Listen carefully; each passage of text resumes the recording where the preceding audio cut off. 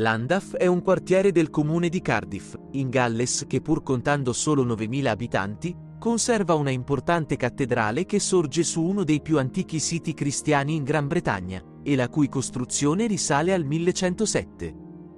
L'organo di questa cattedrale ha una storia piuttosto movimentata, non solo per le vicissitudini che lo videro distrutto almeno 2 volte, ma soprattutto per un particolare scenografico ancora oggi presente nel bel mezzo della navata centrale della cattedrale, e che interessò lo strumento stesso, anche se per breve tempo.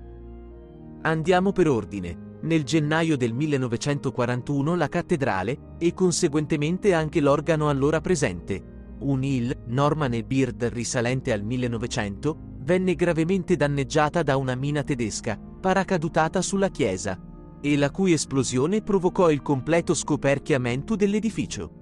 Nell'immediato dopoguerra si pensò al restauro. La chiesa, come lo era già precedentemente, doveva tornare ad essere, oltre che ad un luogo di culto, anche un contenitore di opere d'arte di alta qualità artistica.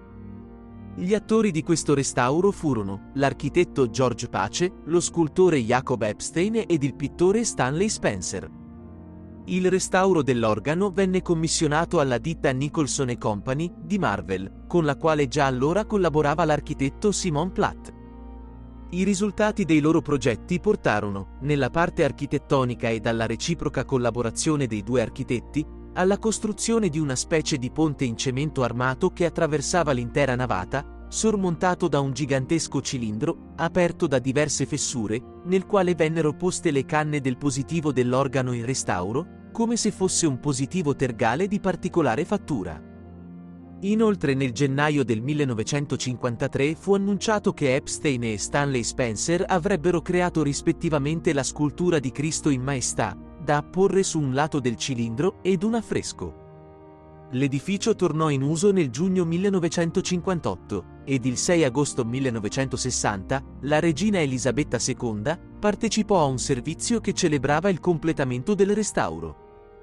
Nel febbraio 2007 la cattedrale ha subito di nuovo un grave danno provocato dalla caduta di un fulmine. Particolari danni sono stati causati all'impianto elettrico dell'organo, che era comunque già in cattive condizioni.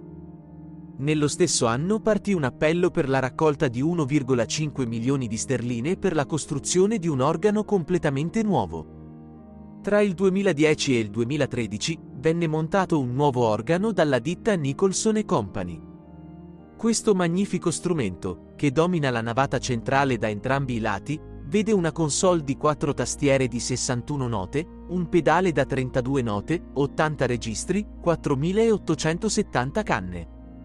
La costruzione del nuovo organo, però, decretò la fine dell'uso del positivo precedentemente costruito nel cilindro di Platt, comunque già fermato per la pericolosità della scaletta alla marinara, ed il passaggio attraverso una botola che serviva per entrare nel cilindro, cosa che rendeva particolarmente difficile l'accordatura e la manutenzione di questa combinazione.